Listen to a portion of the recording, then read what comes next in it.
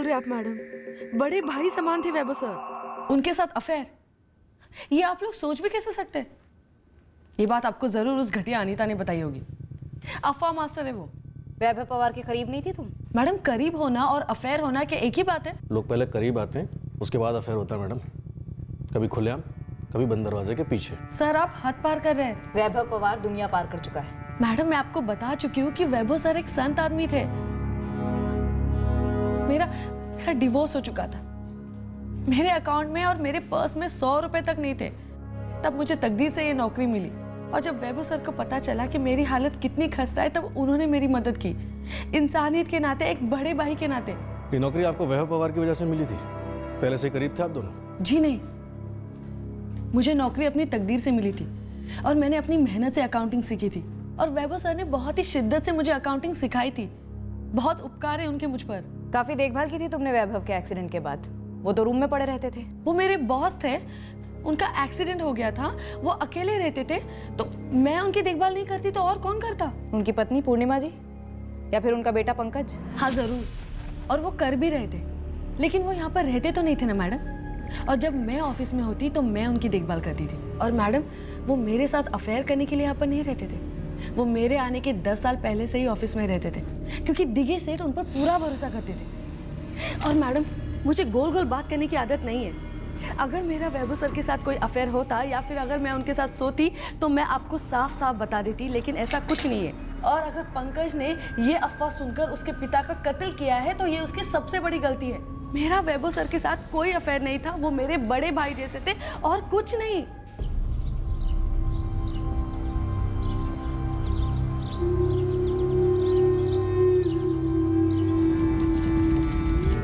पंकज पवार हमारे रडार पर था।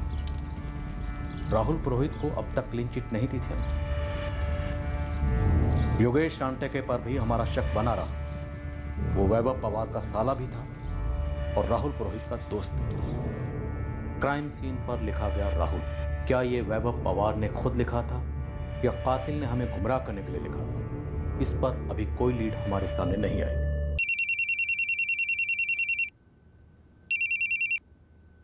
हेलो हेलो शांता, मैं बोल रहा हूँ। राहुल, राहुल कहाँ हो तुम? वहाँ सब कैसा है? पुलिस मुझे अभी भी ढूंढ रही है क्या? पुलिस अब तुम पे शक नहीं कर रही है राहुल। क्यों? क्योंकि उन्होंने असली कातिल को पकड़ लिया। तुम घर लौट आओ। मैं तुम्हें ये बात बताने के लिए कब का इंतजार कर रही थी। तुम पहले अपना फोन चालू करो और जल्द से जल्द घर लौट आओ। सर, राहुल कुलकर्णी ने शांता कुलकर्णी को पीसीओ से फोन किया। पीसीओ की लोकेशन पुणे स्टेशन के पास की है। चलो चलो जल्दी, रेलवे स्टेशन।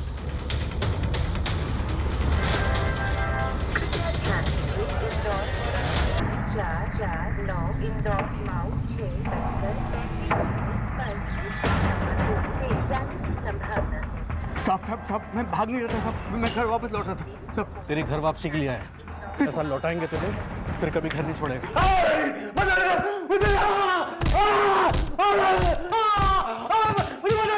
मैडम, आपने कहा था कि मेरे पति निर्दोष है, कातिल पकड़ा गया है। कातिल तुम्हारा पति है शांता, और अब उसे हमने पकड़ लिया है।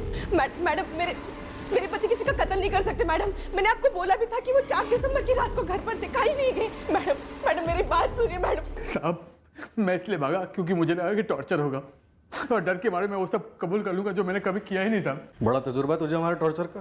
पहले भी कई बार अंदर गया होगा, हिस्ट्री रही है तेरी। अरे नहीं साहब, अब किसी से भी पूछ लीजिए मेरे बारे में। मैं जेडी ऑफिस में सिर्फ ट्रांसपोर्ट का काम संभालता हूँ। आज तक एक पैसे का झोल नहीं गया साहब, कोई मुझे फंसा रहा है साहब। ये बताओ, डुप्लीकेट चाबी कहाँ से बनवाई, कब बनवाई?